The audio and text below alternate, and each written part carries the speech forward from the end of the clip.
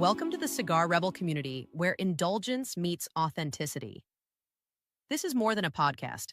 It's a gathering place for those who savor life's luxuries with unapologetic passion. Here we celebrate the fine art of living through rich flavors, bold spirits, exquisite cigars, and unforgettable experiences. Welcome, Cigar Rebels, to the podcast. I'm Mel. And I'm Kevin. We're coming to you tonight live from Story, Cigars and Lounge with an episode about Cigar School. I can't talk. Cigar School. Yeah. We've had technical difficulties, and I'm totally thrown off. Yeah, so we have done some cigar schools all across the country and at special events. And tonight we are coming to you live from our lounge at Story Cigar in Lufkin, Texas. Absolutely. We're super excited about tonight. And we're excited that we have a small live audience here tonight that seems to be growing as people are walking in. And so we'll put those on stage here in just a moment. Here, you guys wave again for those who are coming. And we're going to jump into Cigar School here in a minute. But first, I want to introduce our special guest tonight. JD, thanks for being here tonight. Yeah, thanks for having me. I am excited about this topic. Might not realize it, but it's going to save me a lot of time in the future when I make everyone an expert on how to fix their own lighters. Yeah, absolutely. Yeah, that's great. And so if you guys remember, JB has been with us before when we did our blind bourbon podcast, our blind bourbon tasting podcast. And I think on that one, we got none of them right. So I've gotten my sight back since I'm no longer blind. So yeah, we were really excited to do this topic. Like JB said, he gets a lot of people that ask him about lighters and about humidor management and humidors. And Kevin and I also get this question quite a bit. We've had a lot of you guys out there asking for us to do a podcast on it. So we're excited to jump in there and do that tonight. Yeah, absolutely. So tonight we're excited to jump into the topic of lighter maintenance, talk a little bit about humidors, how to season them, how to manage them as a part of tonight's podcast. So we're super excited to do that with JB's help. But before we get too much further on this topic, Mel, why don't you go ahead and tell us about the cigar we're going to be smoking tonight?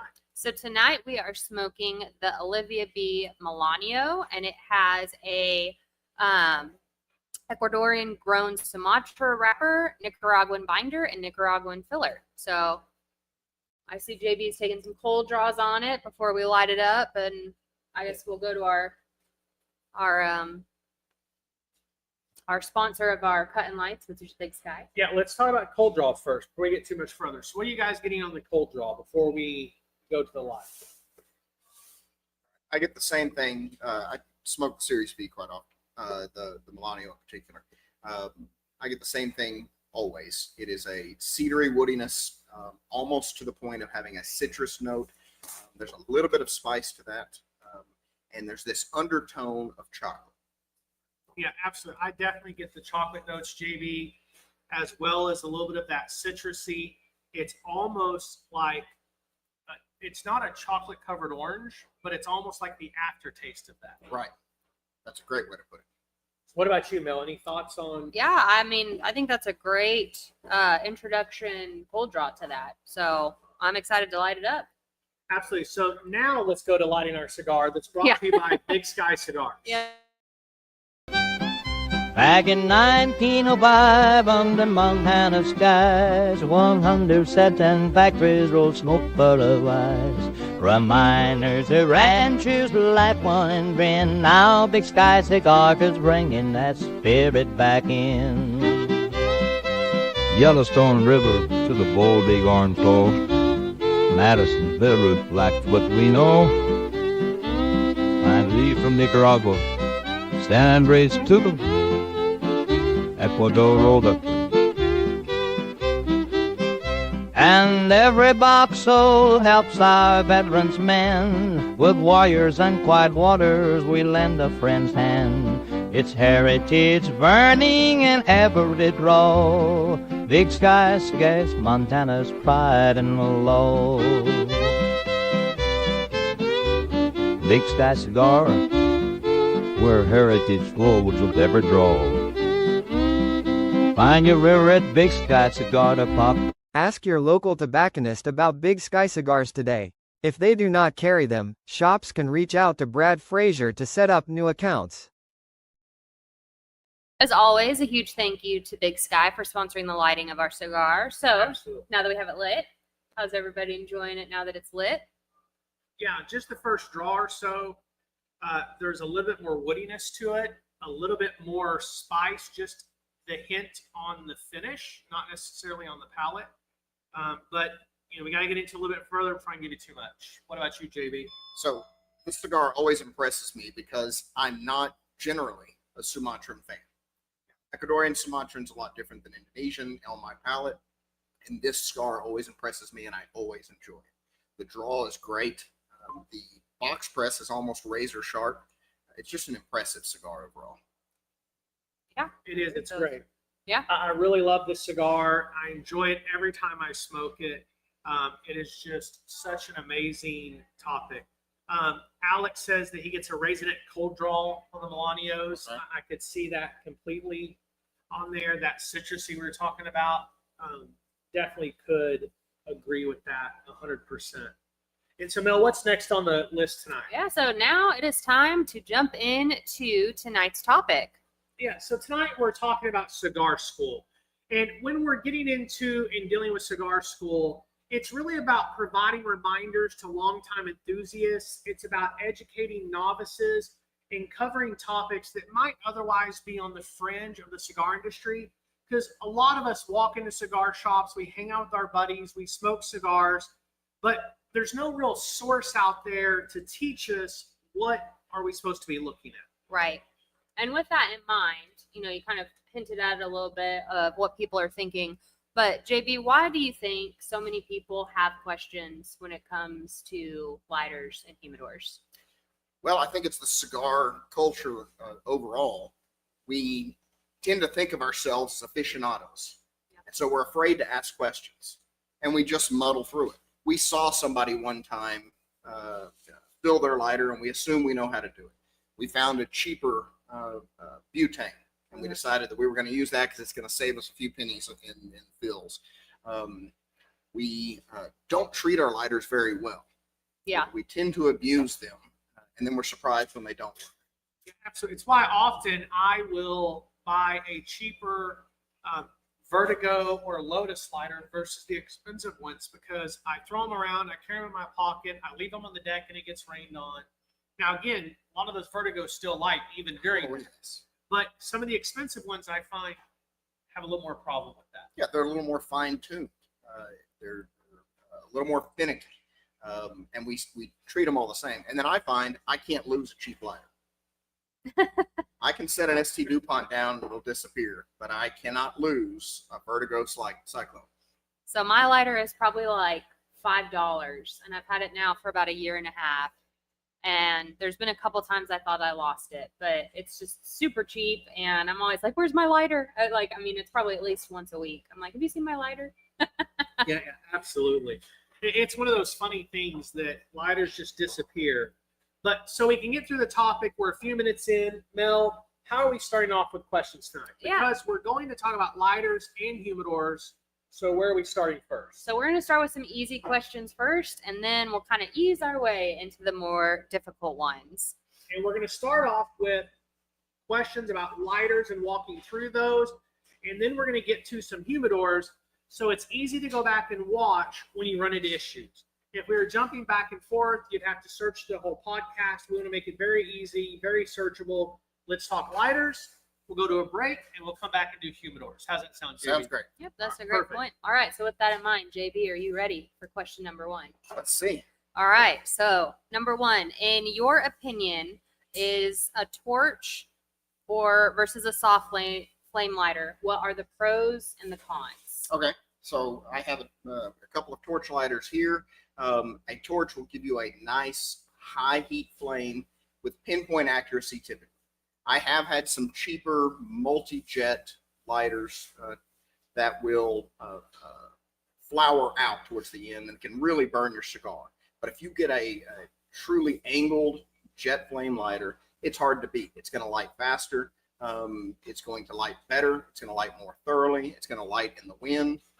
But there's something to be said for a beautiful soft flame lighter, and the sound it makes when you open it, the action of actually flipping that flint. But you need an environment like a lounge without a lot of airflow to really do it, or it's hard to get your cigar lit with it. Yeah. So on that same vein, what is a little bit of the problems you have lighting with a soft flame? Is there any concern about the type of fuel being used? Do you have to hold it further away? So if you're just trying to use a traditional Zippo with lighter fluid in it, you will have an aroma. Now, I've had cigar smokers tell me they absolutely cannot taste that fuel in the cigar. I can. If I use a lighter fluid-based lighter like a Zippo, a traditional Zippo. Now, I've got Zippos that are jet flame, but a traditional Zippo, I taste that fuel. I at least smell that fuel, and it taints my palate. On top of that, you get the movement from the soft flame. It will dance around. I'll light one in a moment, but you will get the flame dance around, and it's hard to get pinpoint accuracy that you can with a jet flame lighter. Yeah. Yeah, makes complete sense. So in that same vein, if you're going to use a jet lighter, do you prefer single, double, or triple? There's also a quad. What's the pros? What's the minuses? But real question out of this is, does more flame equal a better light or just a scorched wrapper? Okay, that's a great question. And for me, it depends on the vitola of the cigar. If I've got a 6x60, or I've got an inch cigar, a quad or a triple flame lighter might be the way to go. I can get coverage faster. I'm not going through as much fuel trying to get this thing lit. If I tried to light this little bitty nipple that's on the tip of this Perfecto with a triple flame lighter, I'm going to scorch that wrapper. Probably going to cause the cigar to unravel on me because I've scorched it in the wrong places. Yeah, absolutely. I lit it with this thing, which is a monster of a beast, and it took everything I had not to burn the crap out of the wrapper. That's right. Like, I had to be this far away. So because this is such a small surface, because we did that in the lounge environment, I used a soft flame lighter, and I was able to get a perfect light on this because of such a small surface area there. And we don't have a windy environment. Yeah, absolutely. Makes a ton of difference, right? Yeah, I think those are some great points. What would you say is the right distance from the foot to avoid charring or to make sure you don't get any of those off flavors? It will depend on the lighter. The lighter there that Kevin showed you will throw about a 6-foot flame. So you need somebody to hold it across the room for you while you light your cigar. All you want to use is the very tip of that flame. That's one of the problems we'll talk about is in lighting. We can plug up our lighters because we will run them all the way up into the end of the cigar and light it. And we get schmuckus down in the jets themselves. We'll talk about how to clean those later. But all you want to do is use the tip of the flame. That's really where the heat is anyway. Mm-hmm. Okay. Yeah. Would you say that the size of the cigar might require a different lighter? So like a Corona versus Sure. I something like bigger. a single flame lighter. I keep them in my car. Kevin has showed them on the podcast before. They're inexpensive single flame lighters. They're plastic body. I keep them in my car because they'll light in any weather. Yeah. A metal lighter has a hard time in cold weather. A plastic lighter does fine in the heat, does fine in the cold, and a single flame will light just fine in my car. In the lounge, if I want to light one quicker and it's a larger gauge cigar, I want a couple of flames, a couple of the jets to assist me in that. Yeah, that makes complete sense. I'm going to jump forward a little bit and question, because someone brought it up in the comments in the chat box, is fuel is one of those things that I'm personally passionate about. So I would love your thoughts, JB. Right. How refined should butane be? Is it 3 times, 5 times? Here at Stories, we sell ultra refined. Can a cheap fuel really clog jets? Absolutely. That is probably the number one problem I've run into here. Somebody will bring me their lighter. I'll ask them what they were using, and they use Rawlinson's or Walson's or however you say it. I have to purge the lighter completely, get all the fuel out of there, fill it, purge it again, clean the jets, use some compressed air just to get the particulates out that have clogged those jets. The jets are extremely fine. And the example I use for people is a modern day direct injected diesel engine. The injectors on that are injecting the fuel at such a high PSI, we're talking 20, 30,000 PSI, that any small particulate of sand that gets into the fuel clogs it up. Same thing with our lighters.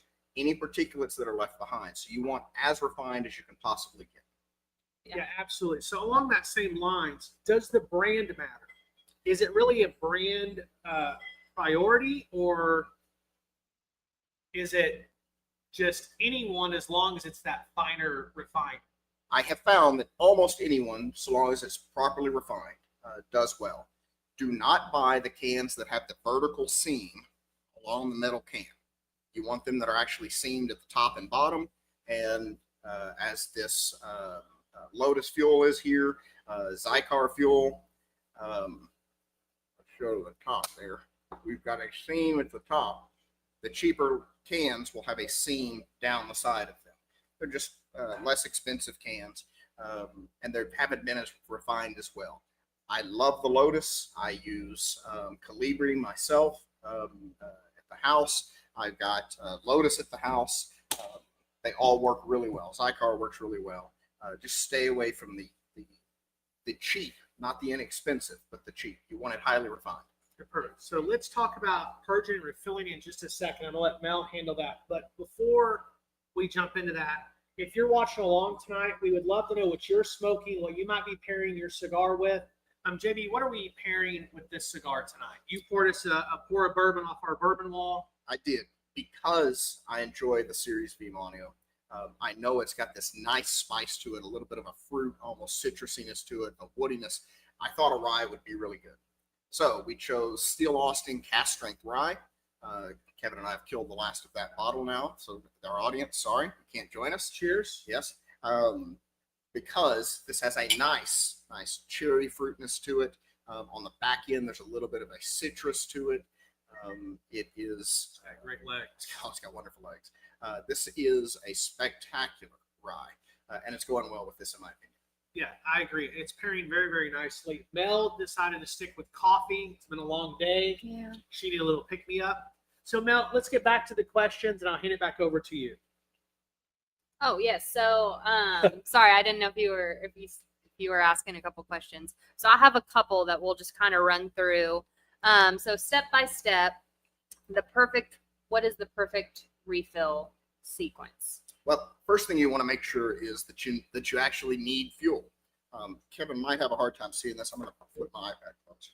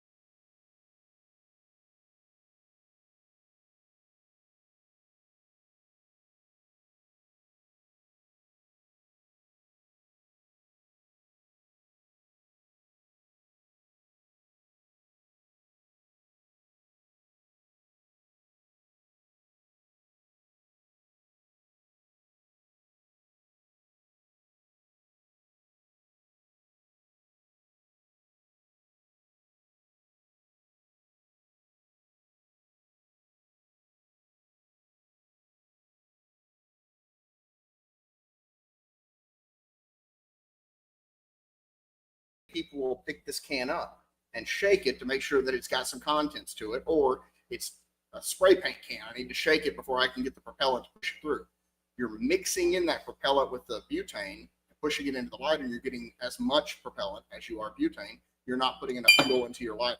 So we're going to use the Cigar purge tool here. It has a nice little opening, a hollow end.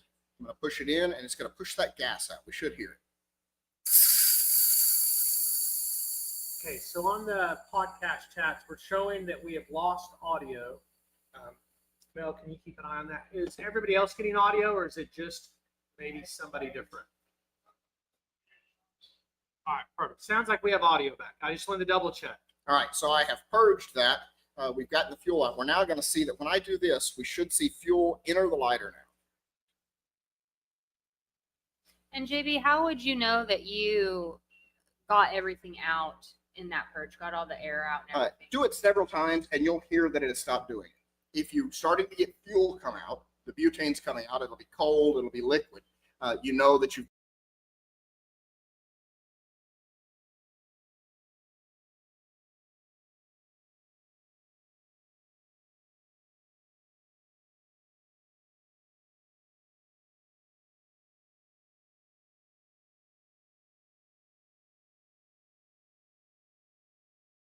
So there's a couple of things. Number one, when we put the fuel in there, it gets cold. The colder fuel might jump this up depending on how your adjustment is. I like to leave my lighters about halfway through their adjustment, but as it gets lower, we tend to turn them up. We want to get more of that fuel in the bottom of the lighter, and so when we left them turned way up, we refill them. It's full, it's fully pressurized. We ignite this, and we'll jump up a foot of flame into our face. So you got to be careful. Always light these things away from your face, and so it's perfect height there. You can see all three flames. They come together in a nice spot so we can light our cigars. Awesome. That's perfect. Yeah, and a great tip on making sure you're lighting it away from your face. We were at an event this past weekend, and not all lighters have the same flame output. So there were so many times people were just like holding their lighters like this. I was like, someone is going to burn their hand off. Nobody did, but watch the lighter. So yeah, that's awesome. Absolutely. So we found out the audio problem. When I go to just the close-up, we're losing audio. And so I can adjust that screen-wise. Thanks for the feedback on that for everybody. So, JB, here's another easy pitch for you, maybe a lob out there to you. How do you adjust the flame, and when should you adjust the flame? Well, you want to adjust the flame anytime you don't have a high enough flame to light your cigar. We want to hold the lighter back an inch or two from the cigar so just the flame is touching it. We want to leave it back just a little bit. You notice on the bottom of that, there is a screw. It's got a plus and minus on it. Without my glasses, I can never see it, so I adjust it both ways. But I have broken down this lighter so that you can see it a little better. This should have a metal case on it. And on the bottom, we've got a large wheel that I can adjust either direction. So I'm turning it all the way up and all the way down. So we want to adjust it just slightly over all the way down, light it, see where it is, and then ease into it until we get it exactly where we want it. So this one's going to throw a large flame, and I'll explain why later.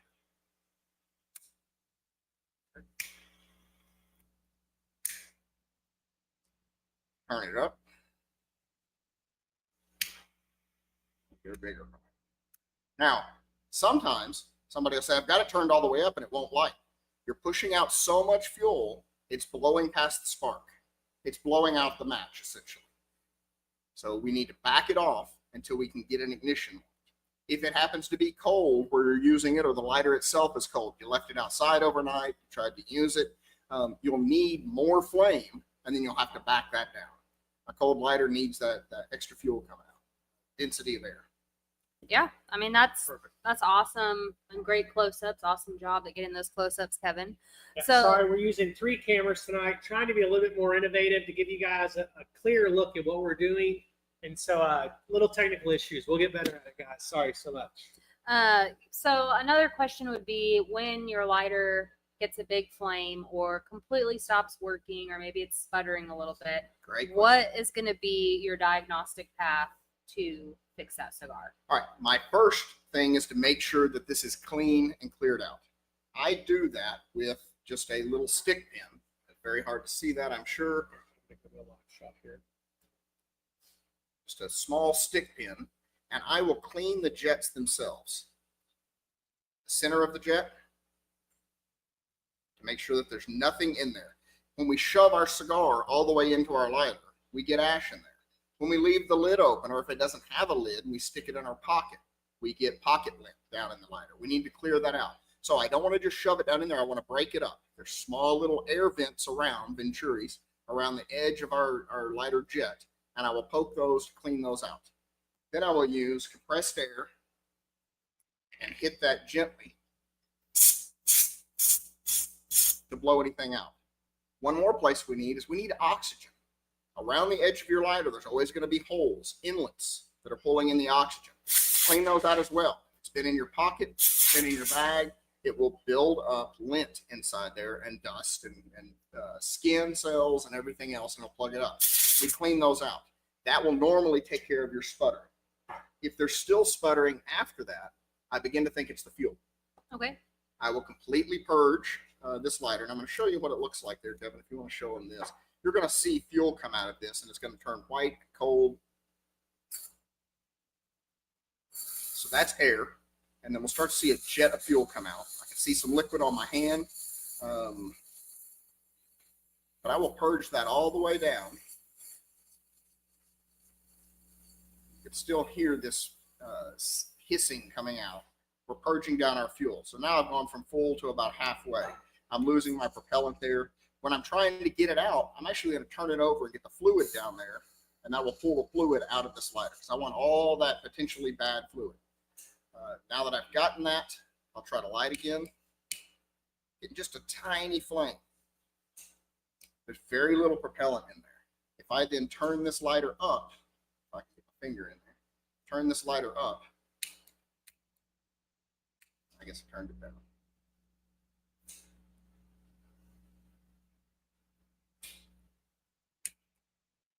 I guess I've run all the propellant out. There we go.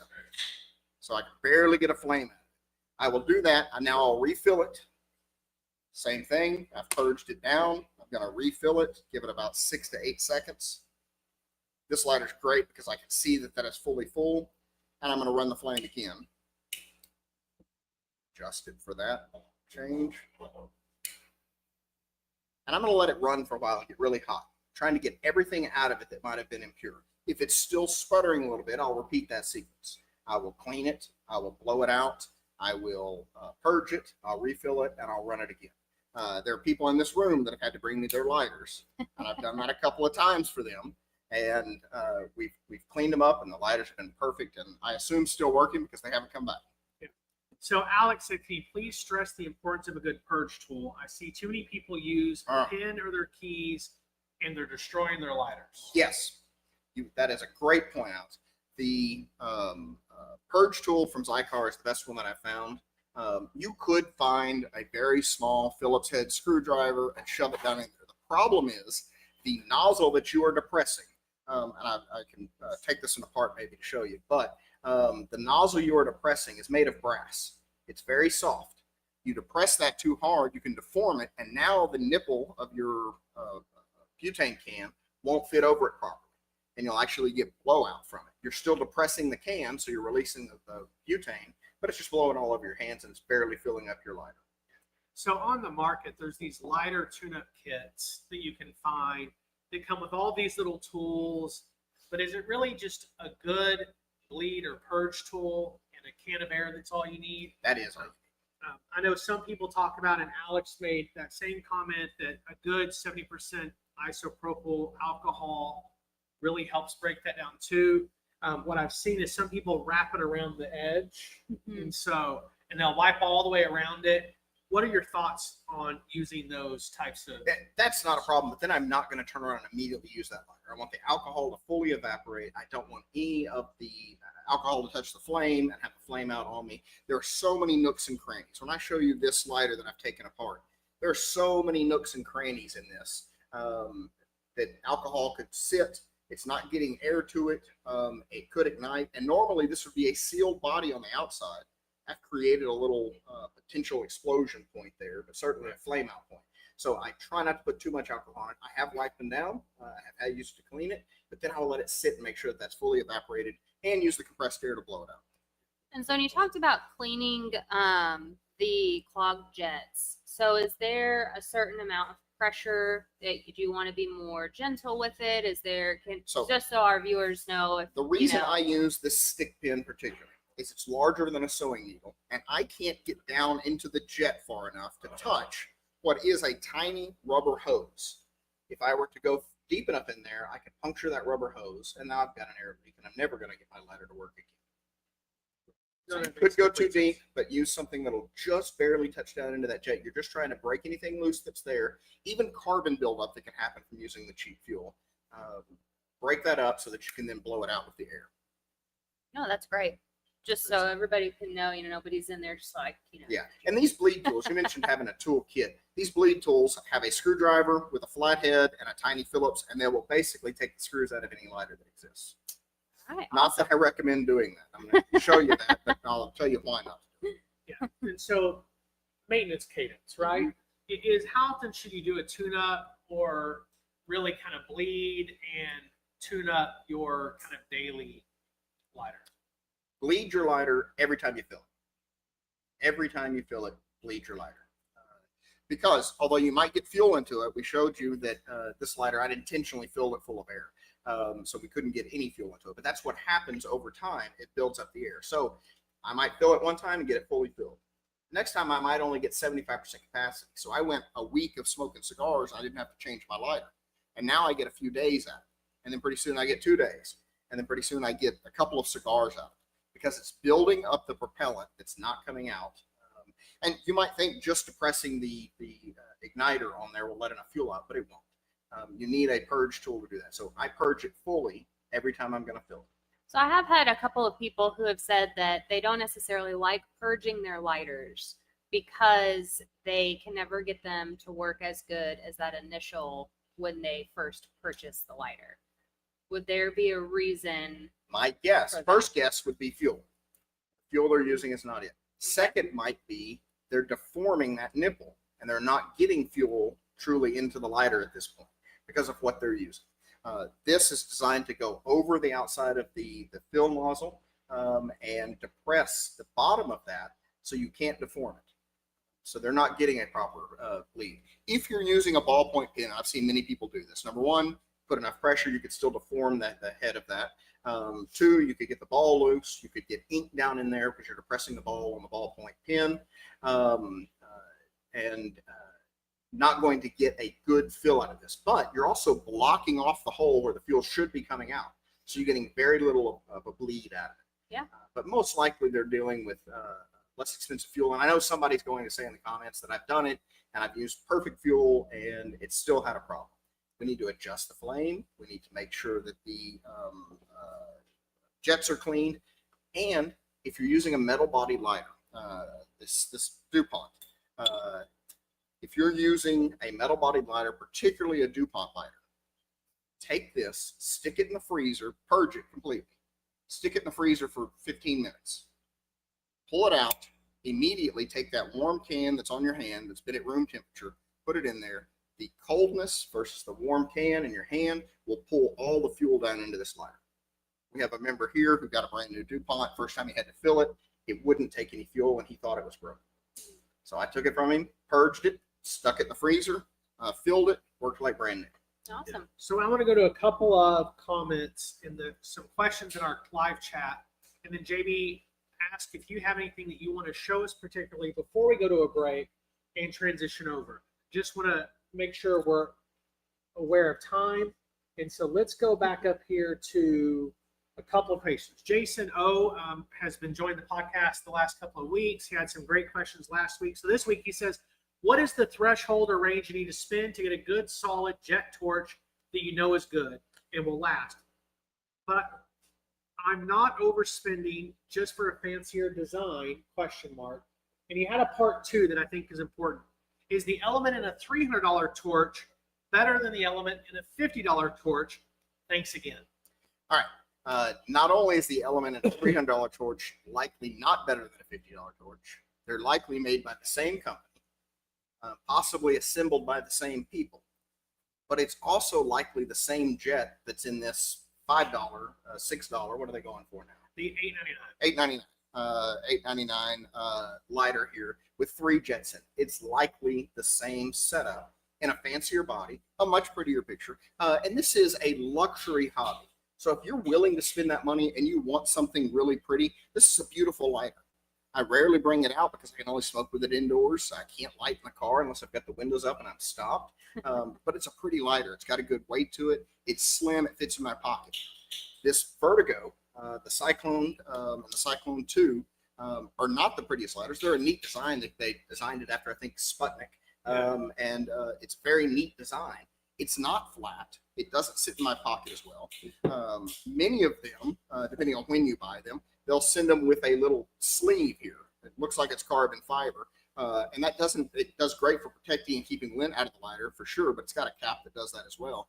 But I can light this, and when it gets hot, drop it down in the pouch and stick it immediately in my So you don't need to spend a lot of money on that, Jason. You can buy an inexpensive lighter.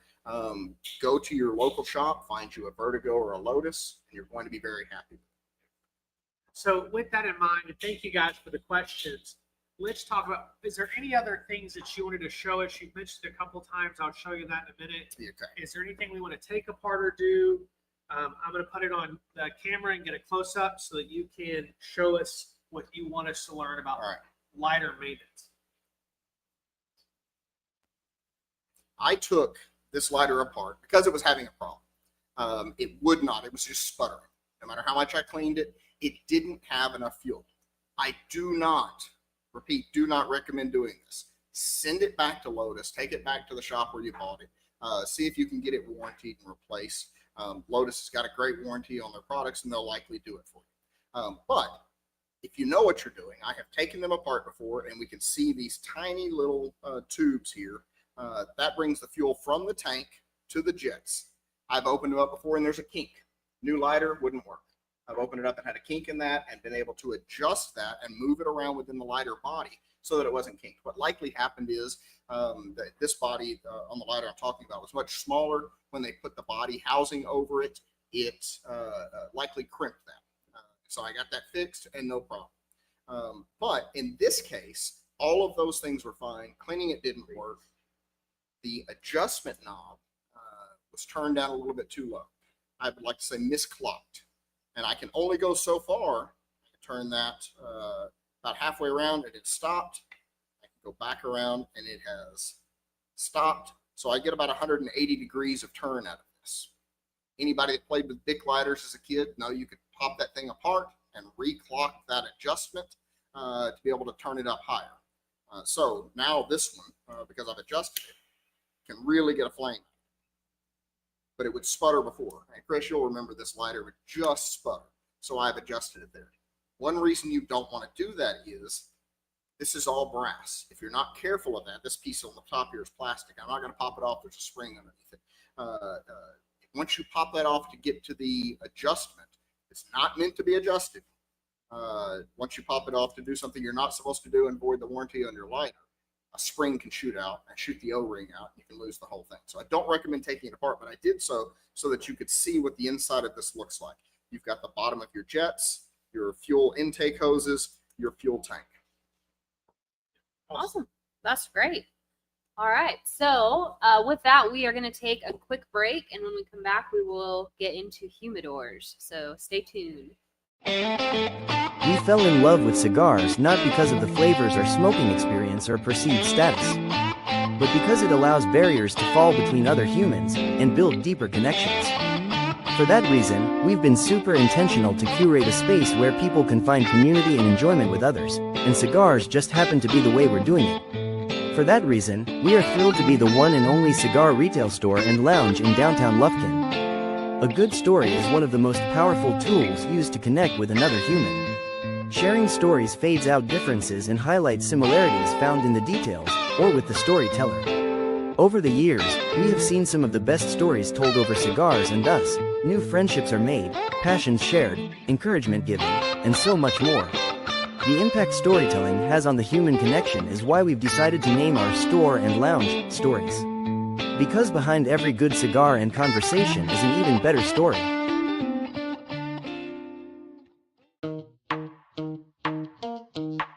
Source Elevate is a consulting firm that focuses on providing resources, insight, and experience to elevate your performances. Our team's 30-plus years of experiences in executive leadership positions provide the foundation of knowledge that we provide to our clients. Allow us to elevate your company's mission, vision, and objectives over short, mid, and long-term initiatives that drive results and source new opportunities.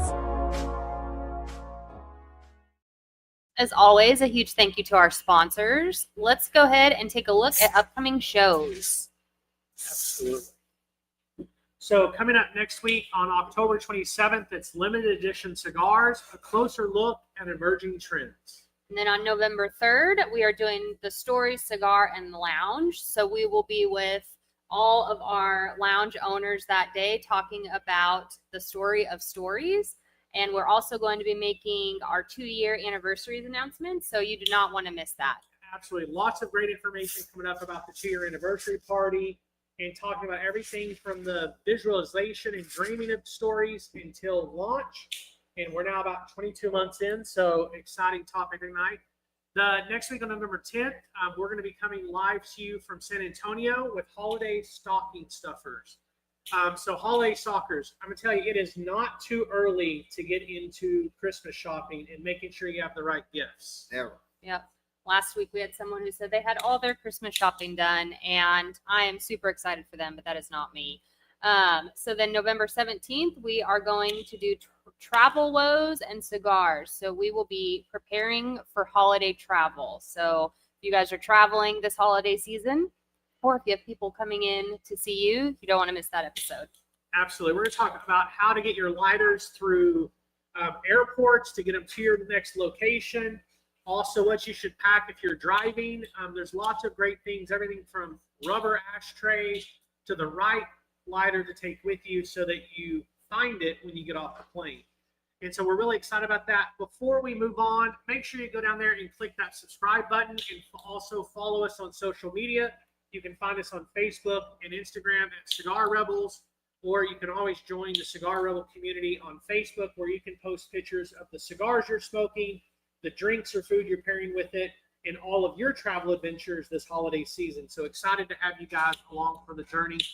But before we jump into Humidors, let's talk about the cigar we're smoking.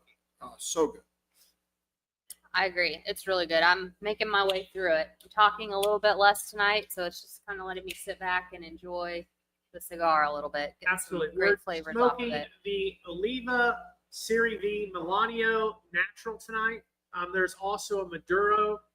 For this, we're smoking the Figurado version of that, which is my favorite. Any flavor notes that you guys are picking up, thoughts that you're getting off of this cigar? That woodiness is coming through more at this point, but I'm now getting a nice coffee to it. Mel, I bet it's pairing very well with that Yes, coffee. it is. I've been sipping on this, and it's definitely pairing pretty well. It's great. So Yeah, absolutely. I'm loving it. This is one of my favorite cigars. It's probably in my top 10 or 15. And that may sound silly. How's it one of your favorite cigars if it's only a top 10 or 15? But it really is, because there's so many great cigars on the market. But this is one of those ones that I have occasionally, maybe 4 or 5 times a year. But every time I wonder why I'm not smoking more. I know earlier Leslie said she just bought a box. That's probably what I should do, is just go ahead and invest in a box of these so that I can smoke them a little more frequently. If you remember back on our fall show just a couple of episodes ago, we were talking about the Serie V Milanio 2025 Anos. That was released just a few days ago. We will have them available at Story Cigars and Lounge in about another week. But if you have not had one of those, their annual releases are spectacular. It's this cigar plus a little, in my opinion. I haven't had this year, so I can't really speak to it yet. But the reviews from those that have said it's the 2024 up a notch. And Nice. so I'm excited to try that one. Make sure you have a full meal before, because it's a full body plus cigar with a lot of flavor. So you said that you need to buy a box of these. This is the second cigar that I ever bought by the box. Bought plenty of singles, but the second cigar that when I smoked this, I got to have a box. So went out and immediately bought a box. that's awesome. It's always fun when you remember kind of that first box Sure. or the first one that you ever bought.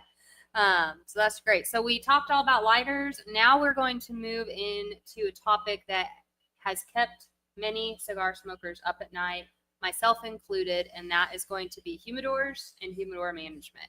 Okay. Yeah, so there's a few things, right? But only a few things that are as heartbreaking as opening your humidor and find dry or moldy sticks. Oh, that's terrible. I would much rather find dry than a moldy one. Yes, Now I'm going to go absolutely. through that entire shelf and probably throw everything out. Yeah, and we're not getting into just my humidity is low, right?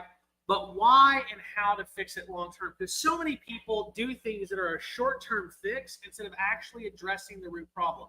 It's kind of like when we get sick as guys. We want to take Advil and move on, but we don't deal with the root cause. And so we just keep having it over and over again. I can't tell you how many people come to the shop when we're at events, come in and ask us questions, and you give them an answer, and they're like, that's a lot of process. And we're like, but you have a lot of money invested in this hobby. You want to do it right. So the one of those root problems starts with how we season a humidor. And Mel brought this up before. Don't wipe down your humidor when you first get it. And there are some humidor seasoning kits out there. You buy them on Amazon that will tell you, take all this distilled water and wipe down the inside of your humidor. That might not be a huge problem if you have a full Spanish cedar humidor. It will take that moisture in and slowly release it. Most of the humidors we're buying online, now we sell wonderful humidors here that are not that problem. They're full cedar, the Case Elegance line. But if you get a cheap humidor, inexpensive, not cheap, because they work just fine. They're a cedar veneer over something else, particle board, pine, an inexpensive wood, just to have density of wood and structure. That will absorb the moisture and hold it in and release it back into your cigars. And so you might get your humidor where it's just perfect. And once you put your cigars in there, they will pull all of that moisture back out of the wood. And now you've gone from having your cigars at 60 to 65% humidity to 80 to 85% humidity, and they'll mold really quickly.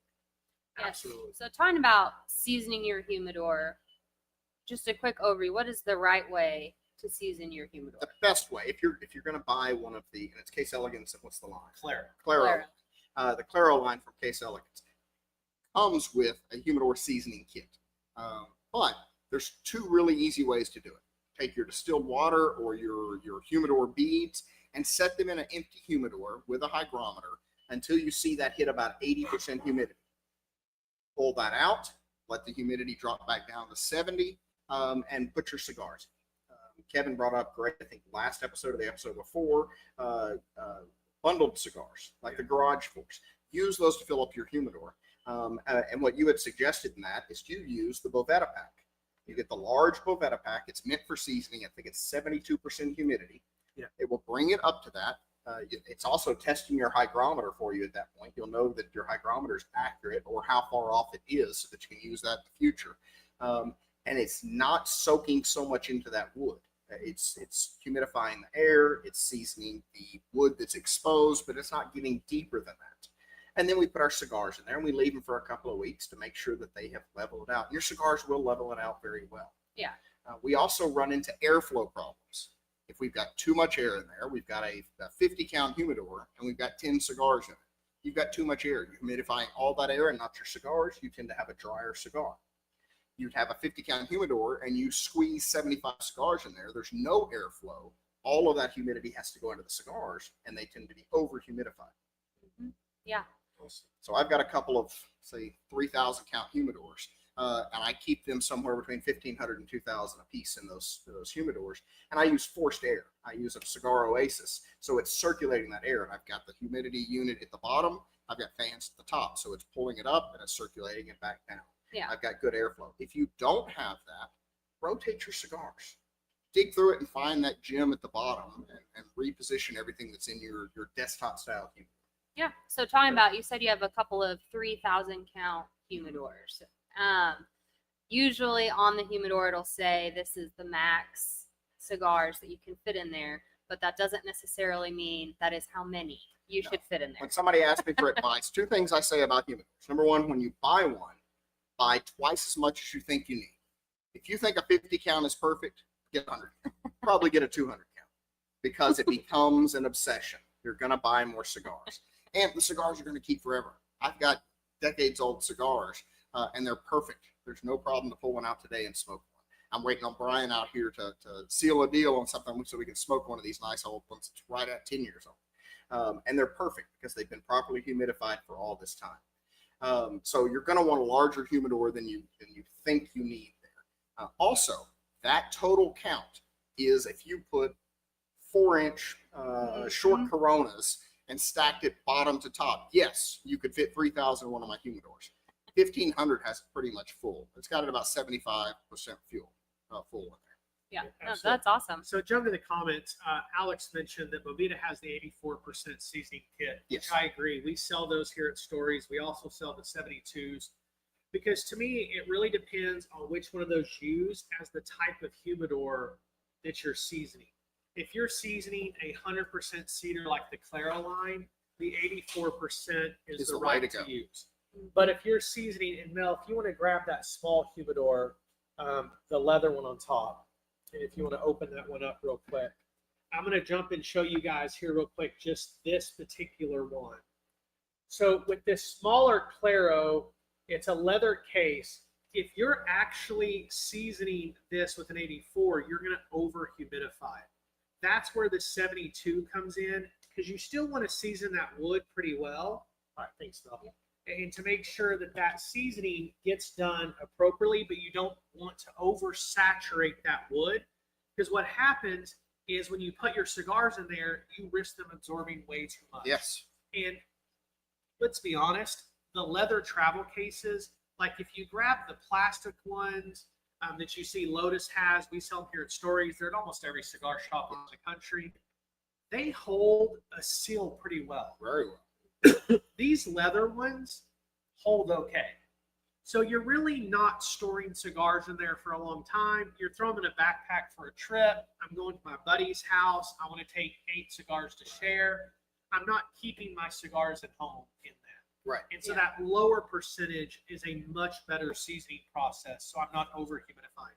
Because I seasoned the first one. Chris got me one. My first humidor was a travel one, a little bit larger than this. It held 6 cigars, a cutter, and a lighter. I seasoned it with an 84. I had it back down. It doesn't really have a hygrometer in there. I let it set for a couple of days. I threw some cigars in there. We drove over to another cigar lounge about 30 minutes away, and I could not get my cigars to stay lit. I ended up smoking Chris's. And I think it's because looking back, now that I know a little bit more, I was just way over humidified. Absolutely. Those cigars absorbed so much, they drew so much humidity out of that wood, because cedar will hold humidity for months after absorbing it before they release it. They want something to draw it out, and oddly, air doesn't do that. No. It needs something else in there, so it's going to go into your cigar. Yep. And I would say too, on those 84% seasoning Bovita packs, there have been a couple of times that I have happened to be in the shop and people are coming in and they want to buy them. I'm like, oh, are you seasoning a humidor? And they're like, no, I just want this for my humidor because it's been low. And I'm like, please do not do that. Please get this other one that is lower, because those really should only be utilized if you're going to for seasoning. Yes. Yeah. Well, and they were originally made by Bovetta for instruments, for the marijuana industry. Yeah. They weren't, the higher humidity packs were not intended for the cigar industry. Yeah. Absolutely. In the 72s, I will use occasionally. We have a buddy named Jace who's having a hard time getting his humidor over 60%. And so it's like, hey, I have a couple of 72s at home. I'll bring them, put it halfway and at the top to draw some of that humidity up and try and release that. But then as soon as you get regulated, you want those out of there. You want them out. Otherwise, you'll just stay at that higher rate, or the cigars in the middle or top of your humidor will get way oversaturated. Right. And so there's a use for them. Yes. But you have to have a planned use versus simply throw them in there and forget it. Now, if you have a 69%, throw it and forget about it. And I have another buddy that was just asking me a question a couple of days ago. Said, I've got 4 69s of the 60 grams in my small 100 count humidor, and I can't get it over 63%. It just won't stay.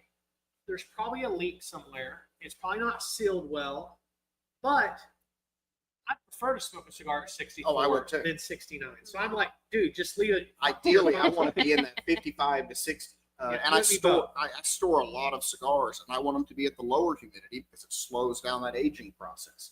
So I've got some very large Pelican cases that will hold, that's probably 40 boxes of cigars in each of these large rolling cases. And I've got the 60, the 360 gram packs, and I've got a 60% humidity in there. And the thing about the Bovetta is they're two-way humidity. You could put 3 of them in there. You're not getting 180% humidity. You're getting 60% humidity, and it needs to release less of it. It's only going to release up to 60% humidity. So it's not going to bring it up. Absolutely. So Mel, what are the bigger questions? We're getting close to being live for 55 minutes. This has been a great conversation. What questions do you guys have in the comments section about humidors? So we talked about pour seasoning, a seal or a gasically humidor, maybe the humidifier. You're using like a Need One or a Cigar Oasis. Like, what are some common problems that you're seeing, JD? While Mel's prepping another question or two, and we're getting any from. So one of the common problems and common questions is, I have an air leak. My door doesn't seal properly. One of my cabinets is just a wood cabinet that uses a friction latch with a magnet at the top and a magnet at the bottom, and it closes. There's an air gap. I can pass a dollar bill right between there. If I had a dollar bill, I could pass a dollar bill in between there. That airflow is fine because it's exchanging air. We need that when you're using forced air humidification. It's blowing often, and you want that air to come in and out. We want to open our humidors often if you've got a positive seal. Many people think I need a full positive seal. That works in my long-term storage because I don't need it to do anything. But I still will go in every couple of weeks and open those lids, mostly to look at my cigars. But I want to exchange that air just a little bit so it doesn't get stale. Yeah. Makes sense. So how would you say, like, for I said it wrong in the last hygrometer. I keep wanting to call it a hydrometer when we're on here. I don't know why. There's a G. The hygrometer. How would you talk about like managing that, making sure it's giving you the accurate readings in your humidor? So buy a digital first off. Buy a very beautiful humidor. It's got a nice analog gauge on it. It might be close to accurate. It's not going to be accurate forever. It's been bounced around in shipping. It's just a spring in there that is flexing or contracting based on the humidity. It's not going to be perfectly calibrated. Get you a digital. I like to get a digital, and I'll even buy those cheap little rectangular ones from Amazon. Yep. I will take those, throw them in a sealed Ziploc bag or a cigar bag with a Bovetta bag. Yep. If it is 60% humidity, I'll leave it in there for 12 hours and see where it's at. If it's reading 60, that's an accurate gauge. If it's reading 55, it doesn't mean I throw it away. It just means I know that this one reads about 5% lower than it should. Yeah. And they'll tell you typically how much they're within range, and you'd like them to be within like 0.2 range as opposed to 5% range. Yeah. Because you want to be close. But buy you, and what's the brand? It's escaped me now. That's Bluetooth enabled. We use them here. The Govies. The Govee. Buy you at least one Govee if you're going to have a large collection. Bluetooth it, and you'll be able to follow it. Yeah. So I'm going to jump on Govee. So here's the thing for Govee. You want the tiny small Govies that are Bluetooth enabled. When you're at home, you can read them from the Govee app. It's perfect. If you travel a lot and you're going to be gone, there's also the Govee Plus or the Govee Box, and those actually are Wi-Fi enabled. So the ones we use here at Stories are Wi-Fi enabled. I can check them. Matter of fact, I was in Europe and mine went off, and I was able to text our tobacconist here and say, "Hey, the Govee's going off. It's a little high in the humidity. Can you double check and make sure the dehumidifier's on?" That may sound kind of funny to you guys watching, but here in East Texas, we cycle through humidity like the sun comes up and goes down. So what'll happen is it'll be 90% humidity in the morning, 20% humidity as the sun burns it off, and grow back to 80% at night. So I have perimeters set on our Govies that it'll text me. And so it's like 5 o'clock in the morning. We were getting up to go into Switzerland that morning. So I was already up having a cigar.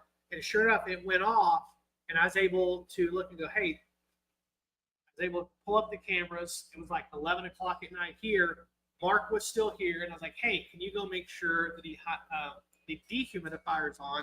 Because we're just like in the humidor. And he's able to go in and go, it was full. Dumped it and went back on and kept going. So we now have switched our dehumidifiers, so now I can turn those on and off wirelessly through Wi-Fi. So I have dehumidifiers in both of my cabinets right now because we have been staying at 90% humidity for days, and my humidity is rising within my humidifiers. So my humidors. And so I actually pulled out my forced air humidification units. They're outside the cabinets now, and I have dehumidifiers in there. But that pail of water that pulls all the humidity down into it is still moisture in the cabinet, so I have to change it out often. If I just stuck the dehumidifier in there to pull it all into the unit and then release it right back into the cigars, it's a constant cycle. I have to change that almost daily. Yeah. So one of the last questions I want to kind of talk about, and it's a little bit of a layered question, unless anyone in the audience has questions after this, but it is what no cigar smoker wants to say, but it's going to be about mold in the humidor. So it's kind of a layered question. First one is going to be, so if you find one of your cigars has molded, how do you approach that, cellophane versus non-cellophane, or if you have a combination in your humidor? The second part of that would be is if you find mold in your humidor, what steps are you taking for that specific scenario? That's great questions. If you find mold and it's not plume, I know that some people say it's plume, it's the sugars in the wrapper crystallizing, it's just plume on the cigar, I'm still not going to smoke that. If I look at it, particularly under magnification, and it's fuzzy, it's definitely mold. And I'm not going to take the risk of smoking that. I know somebody that smoked one that they thought was that way and made themselves extremely sick after they smoked it. They thought it was just plume and I'm going to like this anyway. Made themselves extremely sick. So I'm tossing that cigar. I'm probably going to pull the cigars that are close to it out of the humidifier, or out of the humidor, and dry box them for a while and see did they develop any of that. The ones that are immediately next to it might go, period. I've got enough. I can buy more. I'm just going to toss those cigars. I didn't stay on top of it well enough, and it's happened to me. And I'm going to talk about the type of humidor that does that. Is that regardless of if they're in cellophane or not? Yes, in cellophane or not, the ones that are immediately next to it. If they're non-cellophane, so I had some Cubans. I kept them in a particular cabinet, a small cabinet, about 250 count cabinet that I have at the house. I took everything on that row out because I just knew that had probably bled over into those cigars. So all of those were just a loss for me. And that was terrible. Yeah. Kevin told a story on a previous podcast that you thought you were going to hold on to a Cuban for a while. It molded and you lost it. Yep. Smoke them as soon as you get them. They're meant to be enjoyed. And I held on to this one too long. The humidity spiked to 80%. And that was in one of these frigidors. New Wave and multiple King Chi and all these brands that you can buy are great. I've got one that is cooled and heated. And it was fine during the winter. The heat kicked on. It stayed at that 65 to 70% humidity, and it stayed right about 70 degrees. It was really perfect. Summer came, and the air conditioning kicked on. The cooling unit kicked on within this, and it immediately jumped to 80.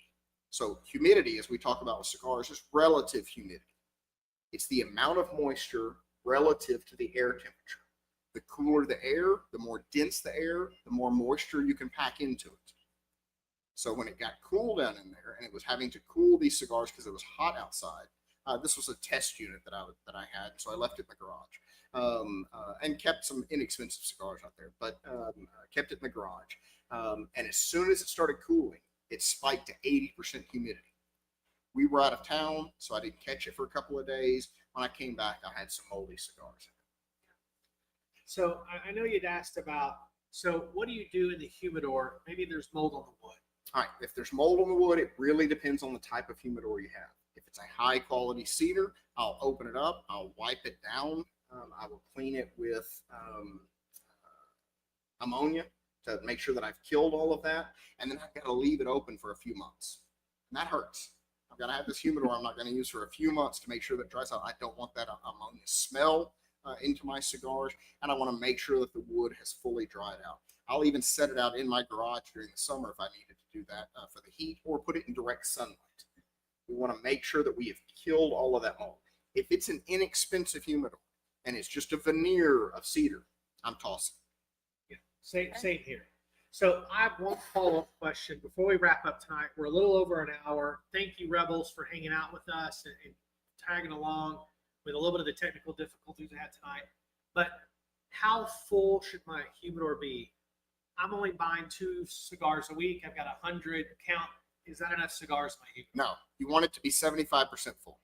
50% minimum, 75% maximum. I like to keep it at about 75%. Yeah. I have a humidor that just pushes closed, and it has a great seal, but there's no seal to it. It's wood on wood. And I stopped using it for a while. And I just recently refilled it up. I threw Bovita in there. I can't get it over 52% humidity. And I'm telling you, I know why. It's because I really need to reseason it. Yes. I didn't use it. I only kept 1 or 2 cigars in there for probably 8 months.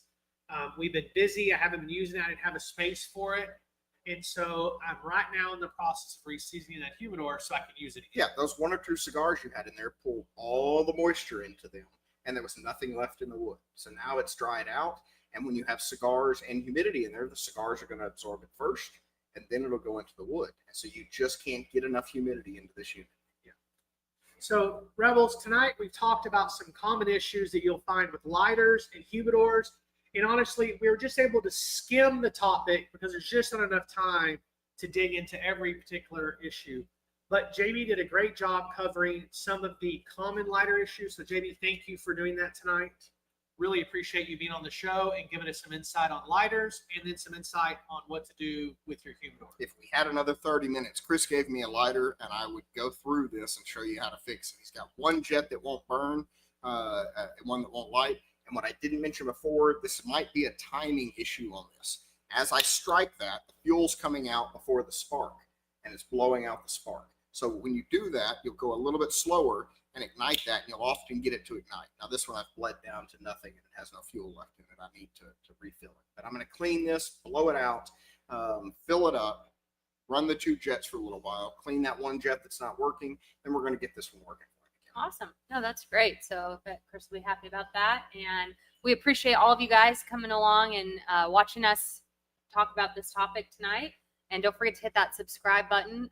What's awesome is we're starting to get people who 10 or 15 minutes or a day before the show, they'll be like, can I get a link to your podcast? Always happy to send the link. But if you hit that subscribe button, it'll take you right to it. So don't forget to hit that subscribe button. And I don't know if you guys have anything else to add. One last thing, Leslie the Corn said I have a mahogany cabinet. Can I use that to store my unopened boxes? Absolutely. Absolutely. So that's a question I get all the time. I bought a box. It's wrapped in cellophane. Do I take the cellophane off? I typically do because I'm going to store them for a long time, and I know I'm going to smoke them. If I'm going to gift them, I probably want to leave it in that cellophane. Remember that it was built, packed, wrapped, shipped, all in that humidification, and the cigars were fine. It's two-way humidification. It breathes both ways. It's not locking it in. So you can pull that off, you can leave it on, however you want to store them is fine. But your mahogany cabinet is perfect for it. Absolutely. So guys, tonight we've been smoking the Oliva Serie V Milanio, which has been an amazing cigar. We have one question from the audience we'll hit real quick before we wrap up. Ray, what's your question? You're on camera. I have one of the humidors out of the store cigar, the large green. I believe I have it too full, but I've got over 80 cigars in it, and I cannot get the humidity past 63%. Okay, so for those of you that may not have heard, he has one of the Claro 100 count. He's got about 80 cigars in there. He's worried it may be over full because he cannot get the humidity up over 63%. So JB, how would he diagnose that? What do you think? All right, you probably do have a few too many cigars in there to get the humidity up, because as you're adding humidity, that you've got it 80% full. It's constantly pulling that into the cigars. Let's pull some of those cigars out, bring it down to about 50 cigars. See if we can get the humidity to come up. We might need to increase the Bovetta pack that you're using. We might need to put some beads in there. Or we might need to even reseason this thing. Your cigars, if you've had it that full for a long time, might have pulled all the moisture out of the wood. And so now the Bovetta pack is just going into the cigars, and it's not really humidifying the air. You also may have a problem if you've had that many in there for a long time. That's a chest-style desktop humidor. Beautiful humidor, the military unit. One of my favorite by appearance. You might have not rotated those cigars enough at this point as well. Awesome. Yeah, so I have the cabinet version versus the desktop. Right, mine has about 70, 75 cigars in it. Mine sits at 64%. I've got 69% Bovitas in there. And for me, it's perfect. I think 63 is an exceptional place for it to be. But what you do want to do with that desktop style is because all of the humidifications coming from the bottom is your bottom cigars have the potential of getting soggy or squishy. And so you definitely want to rotate them. So for mine are drawers that slide out because I have the cabinet style. I slide the bottom out and put it in the top slot and the top slot and the bottom about once every 5 or 6 weeks. For you, what you might want to do is just stick your hand in there, shove them around, maybe once a week or two, maybe once a month, and you'll actually see, as JB was saying, that'll show you, is it a humidification issue with the humidor or is it a cigar issue? And one last message about that. Stop stressing over humidity. Come on, talk, preach to us. I have run my humidity at 50%. My cigars smoke fine. I've had mine spike up to 75%. I had one of mine when I left the house today was at 72. All I'll do with those 72 cigars, 72% humidity cigars, I'll dry box them for a little while. I have an old cigar box, a cedar cigar box. I'll pull them out and I'll set them in there an hour, sometimes the morning, and I'm going to smoke it that evening, and I'll set it in that box. It'll pull some of that extra humidity out of it. And I pay attention to how the humidity is outside. If it's 90% humidity and I've got a 72% humidified cigar, it's not going to burn very well. I need it to be a little drier of a cigar, so I'll dry box that for a little while. Yeah. Awesome. Well, that's great pointers, great questions. Thank you guys all for tuning in. We will see you next week. And until then, keep your cigars lit, your ash long, and your palate curious. All right. You guys have a great night. Thanks for following along the journey. Next time, we're talking about limited edition cigars.